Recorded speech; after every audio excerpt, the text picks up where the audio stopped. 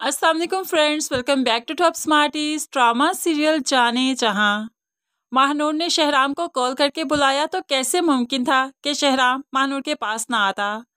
वो स्कूल जाने से पहले जो शहराम से मिलना चाहती थी तो शहराम भी उसकी बात सुनने आ ही गया।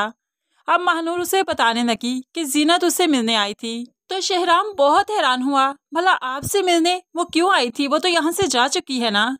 तो महानूर उसे बताने लगी वो आपको कुछ बताना चाहती थी लेकिन किसी ने उसे मौका नहीं दिया कि वो आपको कुछ बता सके, इसलिए तो उसने आकर मुझे बताया। लेकिन शहराम अभी भी कुछ समझ नहीं पा रहा।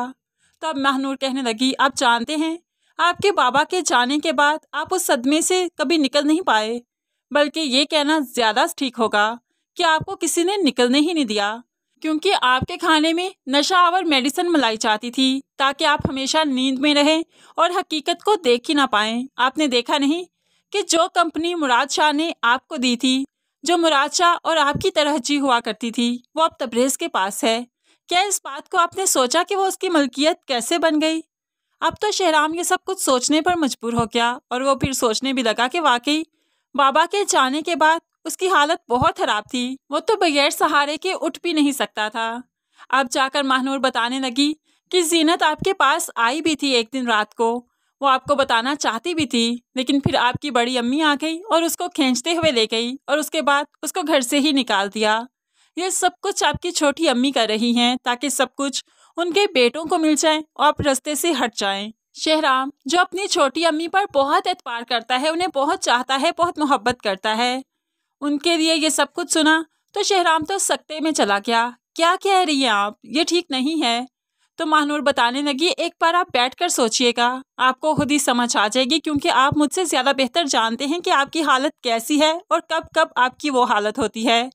आप गौर कीजिएगा, जैसे ही आप खाना खाते हैं आपको फ़ौरन ऊँग आ जाती है, नींद आ जाती है और फिर आप सारा दिन भी ठीक तरह से नहीं रह पाते। आप तो बिल्कुल ठीक हैं, आपको कोई बीमारी भी नहीं, तो फिर आप इतना सुस्त क्यों रहते हैं और फिर अचानक से धर्म से गिर भी जाते हैं, ऐसा क्यों?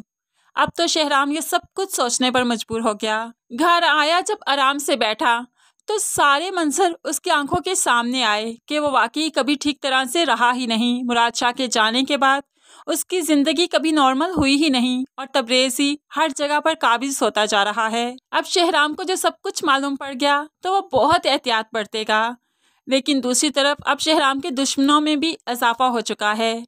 जमाल साहिब के साथ जो तबरेज़ ने हाथ मिला लिया और फिर कबीर भी तो इनकी साइड पर है। किश्वर बेगम पहले ही शहराम की दुश्मन है। ऐसे तो हर जगह पर सिर्फ दुश्मन ही फैल गया। शहराम के लिए इन सब के साथ मुकाबला करना बहुत मुश्किल हो जाएगा। फिर महानूर का साथ जो उसे जीने की उम्मीद देता है तो वही साथ उसके लिए ताकत बन जाएगा और फिर अब्दुल भी तो शहराम की साइड पर है। इस तरह से जीत तो शहराम की होगी, दुश्मन उसका कुछ नहीं बिगाड़ पाएंगे।